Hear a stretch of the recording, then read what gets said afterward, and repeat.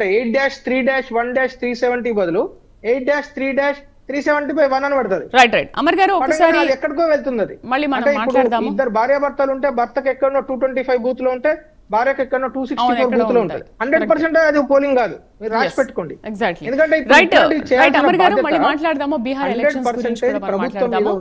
Right Bihar గురించి ఒకసారి మాట్లాడదాము. మా ఎడిటర్ రాజు విశ్లేషణ చూద్దాం. రాజు, ఏంటి మొదటి విడతలో బీహార్లో 64% నమోదైతే ఈసారి రెండో విడతలో 67.14% నమోదైంది అని అంటే జూబ్లీ హిల్స్ ఎలక్షన్స్తో పోల్చుకుంటే అసలు బీహార్ ఎలక్షన్ని ఏ విధంగా అనుకోవాలి, అక్కడ గెలుపు ఎవరిది అన్నట్టుగా కనిపిస్తోంది.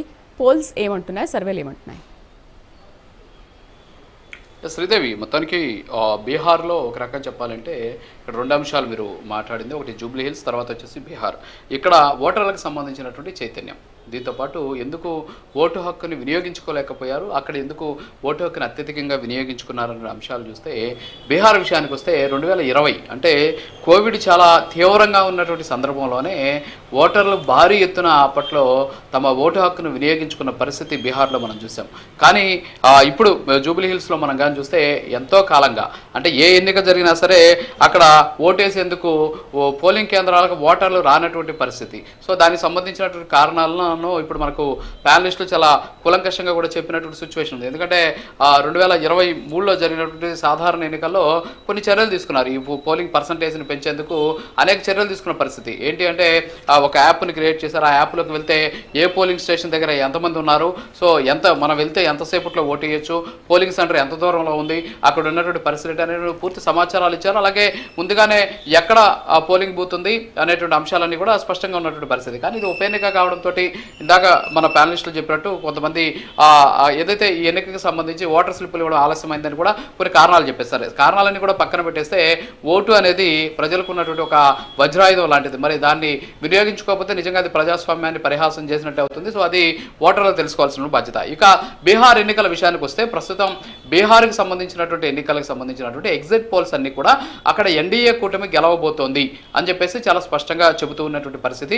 మ్యాజిక్ ఫిగర్ అయినటువంటి 112 దాటి అంటే దాదాపు 130 నుంచి 140 స్థానాల వరకు కూడా ఇక్కడ ఎన్డీఏ కూటమికి ఆధిక్యం రాబోతుంది. సో అన్ని స్థానాల్లో గెలవబోతోంది అని చెప్పేసి చాలా స్పష్టంగా ఎగ్జిట్ పోల్స్ అన్ని కూడా చెబుతూ ఉన్నటువంటి పరిస్థితి. సో ఓవరాల్గా చూస్తే మనం అసలు ఎందుకు ఇలాంటి సిచ్యువేషన్ ఉంది అక్కడ అంటే అక్కడ గెలవడానికి గల కారణాలు ఏంటి, ఈ విధమైనటువంటి ట్రెండ్ రావడానికి కారణం ఏంటని కానీ చూస్తే అనేక రకాలైనటువంటి అంశాలు. ఎక్కువగా ఎప్పుడు కూడా మనం చూస్తే బీహార్కి సంబంధించినటువంటి ఎన్నికల్లో వాస్తవంగా చూస్తే కొన్ని సామాజిక వర్గాలకు సంబంధించినటువంటి కుల సమీకరణ అనేవి చాలా ఇక్కడ ఎక్కువ ఇంపాక్ట్ చూపిస్తూ ఉంటాయి. ఎందుకంటే బీహార్ రాజకీయాలకు సంబంధించి ఇవన్నీ కూడా ఒక నిర్ణయాత్మక పాత్ర పోషించేటటువంటి సిచ్యువేషన్ ఉంది. ఎందుకంటే ఇక్కడ మన ఓటు బ్యాంకుకి సంబంధించిన అంశాలను కానీ చూస్తే కొన్ని ఏదైతే ఇక్కడ ఉన్నటువంటి ఈ పార్టీలకు సంబంధించినటువంటి కొన్ని సాంప్రదాయ ఓట్లు ఆయా సామాజిక వర్గాలకి సంబంధించినటువంటి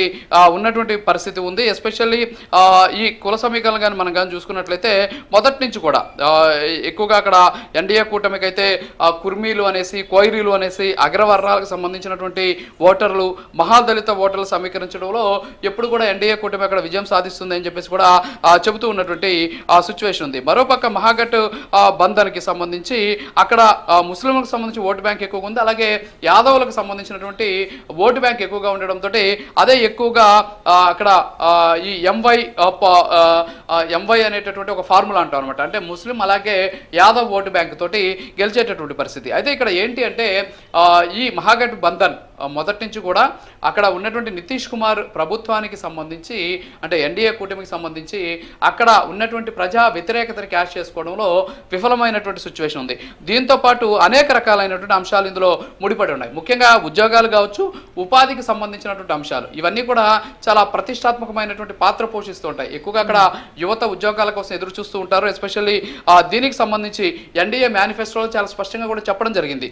రాబోయే 5 ఏళ్లలో దాదాపు 1 కోటి ఉద్యోగాలు ఇస్తామని చెప్పేసి వాళ్ళు ప్రకటించినటువంటి ఆ సిచ్యువేషన్ తోటి యువతంతా కూడా అందుకు ఆకర్షితులయ్యారు. ఎందుకంటే నిరుద్యోగం ఎక్కువగా ఉంటుంది కాబట్టి ఈ ఉద్యోగాలు వస్తాయనేటువంటి ఉద్దేశంతో యువతంతా కూడా ఎన్డీఏ కూటమికి ఓట్లేశారు అనేటటువంటి ఒక అనాలిసిస్ కూడా చెప్తూ ఉన్నటువంటి పరిస్థితి. అలాగే మహిళా సాధికారత, ఎస్పెషల్లీ బీహార్లో మహిళా ఓటర్ల సంఖ్య కూడా నిర్ణయాత్మకమైనటువంటి ఒక రకమైనటువంటి అదొక కేటగిరీగా చెప్పుకోవచ్చు మనం. సో అక్కడ కూడా 1 కోటి మంది మహిళలకు కూడా లక్పతి దీదీలుగా తీర్చిదిద్దడం కోసం చర్యలు తీసుకుంటామని చెప్పేసి ఎన్డీఏ హామీ ఇచ్చింది. దాదాపు 22 లక్షల మంది మహిళలకు ఉపాధి అవకాశాలు కల్పించేటటువంటి పథకాలను కూడా అక్కడ ప్రకటించినటువంటి పరిస్థితి. సో ఇవన్నీ కూడా మహిళల్ని అట్రాక్ట్ చేసేటటువంటి పరిస్థితి. ఇంకొకటి ఏంటంటే సామాజిక సంక్షేమానికి కూడా పెద్దపీట వేస్తూ ఎన్డీఏ ఇచ్చినటువంటి మేనిఫెస్టో. దాదాపు అక్కడ అతి వెనుకబడిన వర్గాలు, అంటే మామూలుగా వెనుకబడిన వర్గాలు ఉంటాయి, అక్కడ అతి వెనుకబడిన వర్గాలు ఉంటాయి. ఈ వెనుకబడినటువంటి వర్గాలకి విద్యార్థులకు 10 లక్షల వరకు ఆర్థిక సహాయం ఇవ్వడంతో పాటు ఎస్సీ ఎస్టీ విద్యార్థులకు దాదాపు 2,000 రూపాయల వరకు కూడా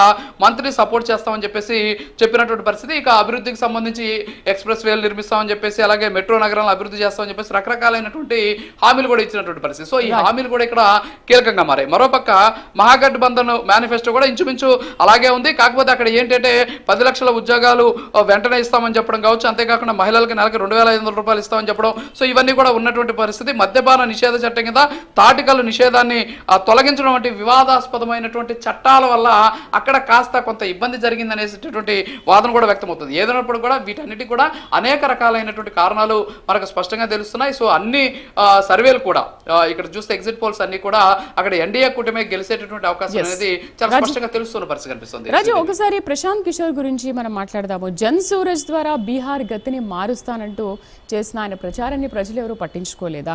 అయితే అనేక పార్టీలకు అధికారం తెచ్చానన్న ఆయన మాత్రం గెలుపు దరిదాపుల్లోకి రాలేదు అన్నట్టుగా కనిపిస్తోంది.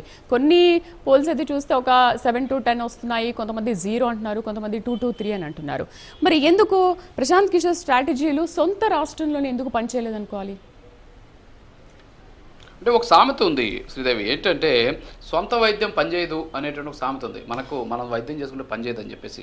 సో ఎన్నికల వ్యూహకర్త అయినటువంటి ప్రశాంత్ కిషోర్ మిగతా రాష్ట్రాల్లో ఉన్నటువంటి చాలామంది గెలిపిస్తానని చెప్పేసి ఆయన ప్రచారం చేసుకుంటాడు. కానీ ఆయన గెలుపుకు సంబంధించినటువంటి వ్యూహాలను ఆయన రచించుకోలేనటువంటి సిచ్యువేషన్ ఈరోజు బీహార్ ఎన్నికల్లో కనిపిస్తుంది. సో వ్యూహాలు అనేది ఆ రాష్ట్రాలకు సంబంధించినటువంటి పరిస్థితులు, స్థానిక సిచ్యువేషన్స్, పోటీ చేస్తున్న అభ్యర్థుల మీద ఆధారపడి ఉంటుంది. కానీ ఆయన వ్యూహాలు ఆయనకే పనిచేయనటువంటి పరిస్థితి. మీరు చెప్పినట్టు ఈసారి అదేదో అద్భుతాలు సృష్టిస్తాడు ప్రశాంత్ కిషోర్ అని చెప్పేసి అందరూ కూడా భావించినప్పుడే ఆయనకి ఆల్రెడీ వ్యూహాలు తెలుసు కాబట్టి ఖచ్చితంగా ఓడిపోతాం అనేటటువంటి భయంతో ఆయన పోటీ చేయలేదు అని చెప్పేసి కూడా విపక్షాలను కూడా ఆరోపించినటువంటి పరిస్థితి. ఎందుకంటే ఆయన పోటీ చేయలేదు ఎన్నికల్లో. సో కాబట్టి ఇవన్నీ కూడా అప్పుడే ఆయన ఓటమిని అంగీకరించాడని చెప్పేసి కూడా చెప్పినటువంటి పరిస్థితి. సో అంత ప్రభావం కూడా చూపించట్లా.